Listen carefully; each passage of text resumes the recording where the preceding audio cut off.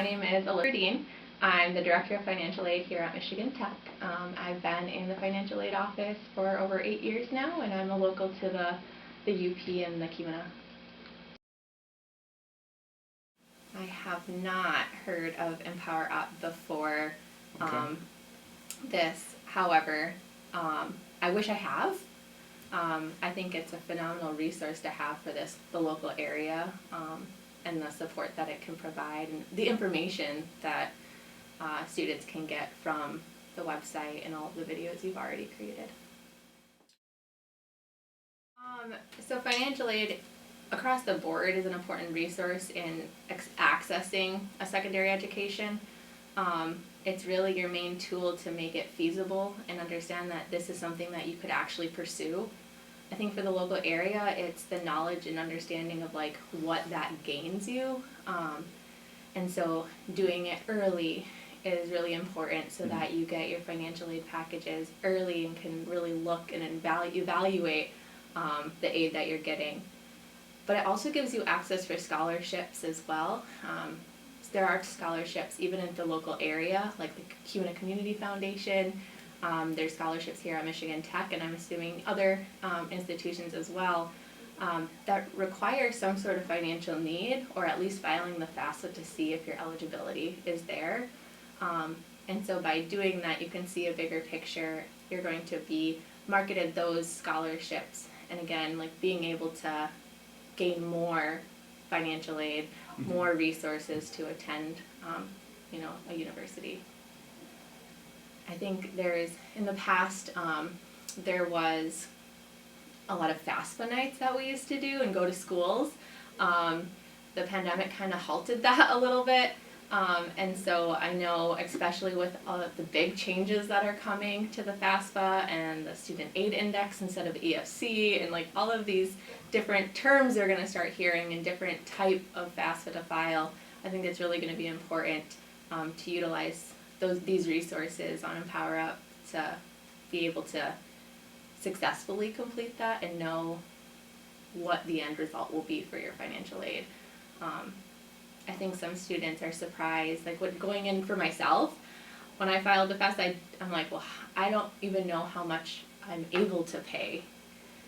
And so being able to do that, it allowed me to see like what my out-of-pocket was. And I think sometimes students get surprised by sticker price. I try to explain it as sticker price is like when you go to buy a car, you see the sticker prices. So here's your sticker price, but all of your financial aid brings it down. It's all your discounts that you're getting off that car, and then you get like your end cost. And that end cost is really what you should be looking at, not that sticker price. And I think there's just a lack of understanding sometimes of that's not what you're going to pay. You're not going to pay $36,000 to attend Michigan Tech. You're probably going to bring that down significantly after all of your financial aid is added and awarded by filing the FAFSA.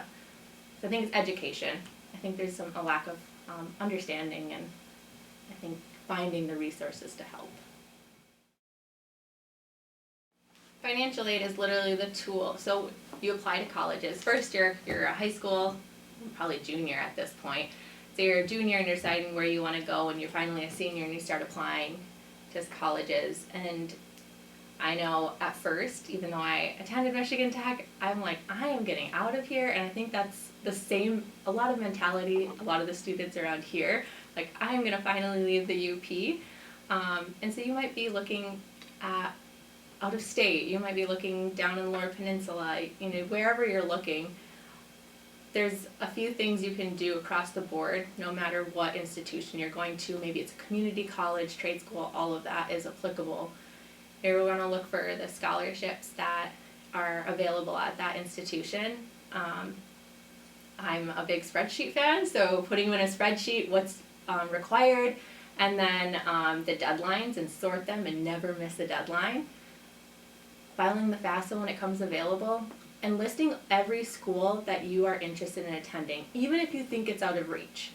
I think that's important because until you actually receive that financial aid package and all of the scholarships you've applied for and the ones that you've received, whether it's at that institution or in the local area or your high school, you don't know if it's out of reach. Because again, circling back to like the net cost, your out of pocket is really what you're looking at.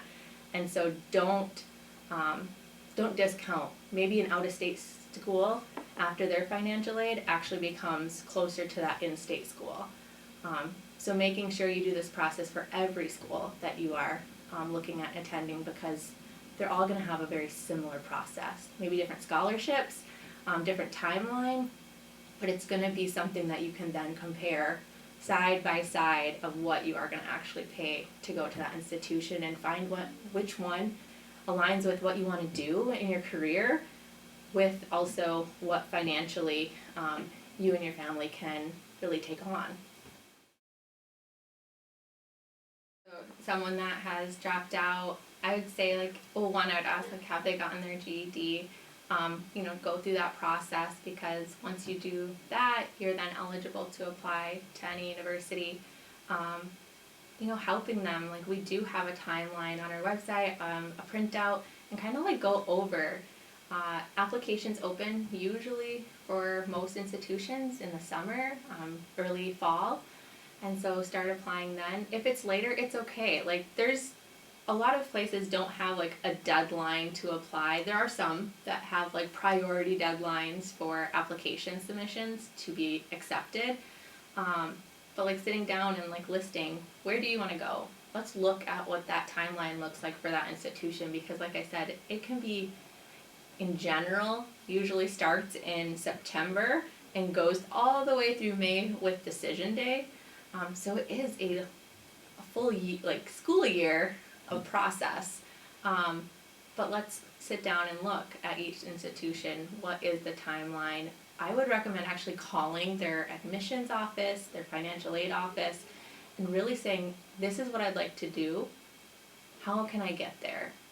What do I need to do by when? Because they're going to be more than willing to talk you through those steps to make sure you don't miss anything, and being able to then come to that university. So I think not being scared to call. There's a lot of texting and emailing, of course, but I think that phone call, they really will help relate, or maybe it's a Zoom. We do a lot of Zooms now, to just have that interaction and ask those questions. So, typical timeline, sure, is September, you're applying for admissions. October is when scholarships already start. They're usually done by December, but some trickle through the spring. And then, like I said, you get your financial aid package usually in January. You can start comparing those. And then decision day is May 1, where you need to decide where you want to go. But again, there is some flexibility in there if you're coming late into the game. And that's when you really need to rely on your admissions office, your financial aid office, for those steps and how you can kind of get back on track to be able to enroll in that following semester. There's, in the local area and at other institutions, there's certain scholarship opportunities for students in this local area. Here at Tech, there's the Portage Health Making a Difference Scholarship. That's only for Keweenaw, Baraga, Ontonagon. Did I say Fulton County? Okay, yeah. So the 4 counties in this area. So it's only eligible for those students. A little bit bigger in all of Michigan, but we have the Working Family Scholarship. But there's also those other scholarships that are looking for UP students as well at other institutions. There's a lot of sponsored scholarships or donor-funded awards that require you to be specific area. And so you have access to those, but it's, again, asking the questions on, what am I eligible for? This is who I am. Can you help me? Being able to just open up and ask those questions, I think, is helpful. I know, as for Tech, we do try to, see who's eligible and, get the information out. Contact counselors. Counselors are good resources, too, if you have access to them. I know if you're no longer in school and starting this process, that might not be an option. But then again, we become those counselors. We're there to support the students in the process and trying to make it as easy as possible, because we know it's not. We know it's a complex, kind of scary process. It's a lot to do, so we're here to help. So scholarships, I mean, they do vary, just like you said. They vary in amounts and requirements. Most institutions have a automatic scholarship just on your academic credentials. So you're going to be evaluated just by applying and being accepted. Here at Tech, that could be $1,000 per year, or it could be $5,500 per year. It depends.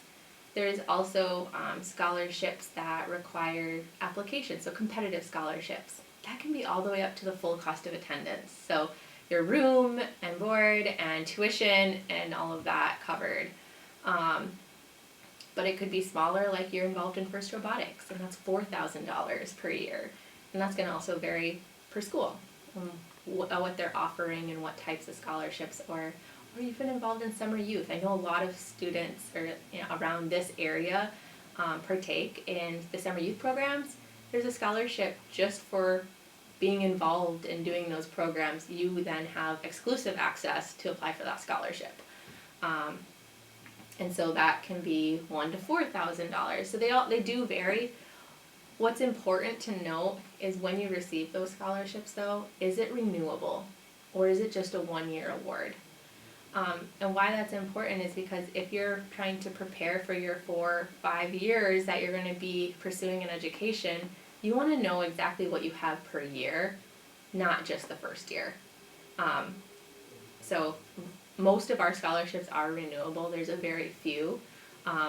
We do have the 906 scholarship, so it's just for students in the 906, all of the UP. But that's a one-time award, and it's $906, but it's just a scholarship for being in the UP and being in that demographic.